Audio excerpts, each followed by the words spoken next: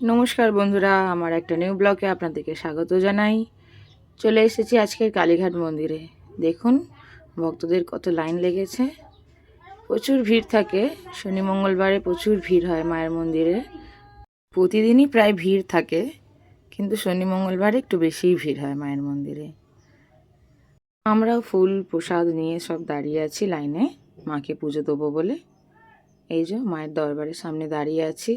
দেখুন ভক্তরা সব মাথায় ডালা নিয়ে দাঁড়িয়ে আছে মাকে পুজো দেবে বলে, মায়ের দর্শন করবে বলে।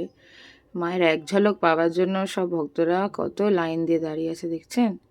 ভিড় দেখছেন একটাবার, কত ভিড় হয়েছে, প্রচুর প্রচুর ভিড় হয়েছে। যার যার মনের কথা আছে, যত নালিশ আছে, যত আবদার আছে, মাকে সব জানাতে সবাই এসেছে। তাদের কিছু নেই, খালি মাকে এক ঝলক দেখবে, মাকে মনের সমস্ত কথা বলবে, দিয়ে যাবে। মায়ের পুজো দেওয়া হয়ে গেল। মায়ের মন্দিরের পাশেই রয়েছে জোড়া শিব মন্দির, বাবা ভোলেনাথের মন্দির দুটো। এই যে বাবা ভোলেনাথের মন্দির, দেখুন জোড়া শিব মন্দির আছে এটা। মায়ের মন্দিরের এখানে এই যে এখানটায় পাঠা বলি হয়, এখানেও প্রচুর ভিড় হয়।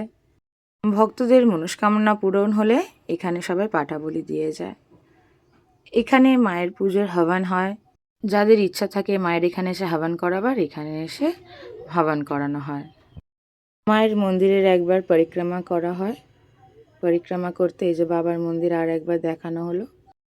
ভক্তদের ভিড়ও কমে গেল, সবাই দর্শন করে নিয়েছেন। করা হয়ে গেল। মায়ের মন্দিরের ভেতরেই ফুল মালা বিক্রি হয়, দেখছেন কত ফুল, নানান রকমের মালা, সমস্ত কিছু বিক্রি হয়। মায়ের মন্দিরে দর্শন করে আমরা এবার বাইরের দিকে বেরিয়ে পড়েছি। মাকে আর একবার প্রণাম জানিয়ে দিলাম। এবার চলুন আমরা বাইরে বেরিয়ে আসি। মা সবারই মঙ্গল কামনা পূরণ করুক। এখানে ষষ্ঠীতলা পুজো করা হয়, এই যে কর্তামশাই উনিও গেছিলেন। ঠিক আছে বন্ধুরা, আজকের মতন এত দূরই, দেখা হবে আবার একটা নেক্সট ব্লগে। জয় মাতা দি।